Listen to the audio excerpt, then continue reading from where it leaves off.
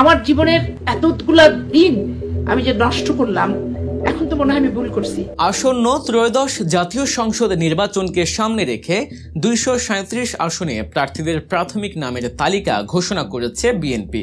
ঘোষিত তালিকা থেকে বাদ পড়েছেন দলের সিনিয়র যুগ্ম মহাসচিব রুহুল কবির রিজভী, স্থায়ী কমিটির সদস্য নজরুল ইসলাম খান, সেলিমা রহমান সহ রুমিন ফারহানা এবং বিএনপির সহ মানবাধিকার বিষয়ক সম্পাদক ও সাবেক সংসদ সদস্য অ্যাডভোকেট সৈয়দা আসিফা আশরাফি পাপিয়ার মতো হেভিওয়েটরাও।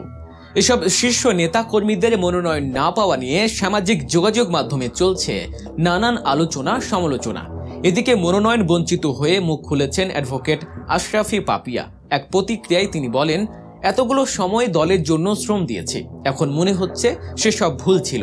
আস্তে আস্তে দলীয় কর্মকাণ্ড থেকে নিষ্ক্রিয় হয়ে যাওয়ার কথা উল্লেখ করে তিনি আরও বলেন, পার্টি এখন বলে তুমি অমুকের স্ত্রী, তুমি পারিবারিক কোটায় পড়ে গেলা। এটা তো আসলে আমার রাজনৈতিক জীবনের একটা অপমৃত্যু অকালে ঘটে গেল। এখান থেকে উত্তরণের আর কোনো সুযোগ নাই, কারণ আমি তো সংসারের পরিচিতি রাজনৈতিক পরিচিতির জন্য ত্যাগ করতে পারবো না।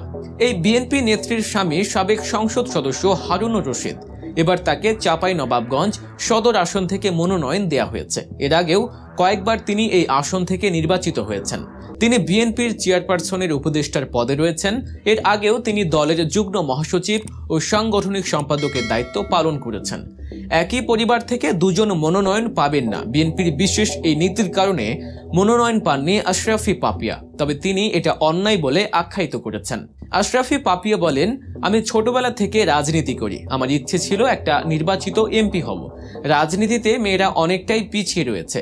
গরুর হাটের মতো মেয়েদের ধরে ধরে দলের সব সহ সম্পাদক পদে বসানো হয়, সিনিয়রিটি জুনিয়রিটি পর্যন্ত মেইনটেইন করা হয় না।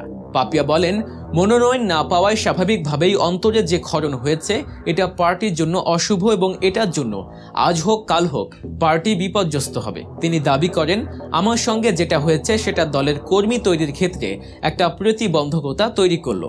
একই পরিবারে দুজন মনোনয়ন না দেওয়ায় দলীয় সিদ্ধান্ত ইস্যুতে তিনি বলেন, এক বাড়িতে দুজন দুই দল করলে বিএনপি সেটা কিভাবে দেখবে?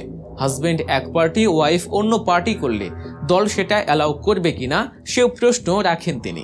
দর্শক, এ বিষয়ে আপনাদের মতামত কি? যদি আমার কথা বলি, সেক্ষেত্রে দুটি বিষয় মাথায় রাখতে হবে। প্রথমত, ক্ষমতার জন্য দলকে কখনো ছোট করা যাবে না। দল যেটাই আপনাকে বলবে আপনার সেটাই করা উচিত। যদি আপনি দলকে ভালোবাসেন, দেশকে ভালোবাসেন, আর যদি নিজের ক্ষমতার বহিঃপ্রকাশ করতে চান, সেক্ষেত্রে আপনি যেভাবেই হোক নির্বাচন করতে পারেন। আমাদের রাজনীতি খুব নোংরা। আমরা দেশের উন্নয়নের জন্য, জনগণের মান উন্নয়নের জন্য আমরা লড়াই করি। এটি অন্যান্য বিশ্বে আপনি কখনোই দেখতে পাবেন না। বাংলাদেশ এমন একটি দেশ যেখানে রাজনীতি সবচেয়ে বড় ধর্ম বলেই মনে করেন নেতারা। আপনার সুচিন্তিত মতামত অবশ্যই নিচের কমেন্ট বক্সে জানাবেন।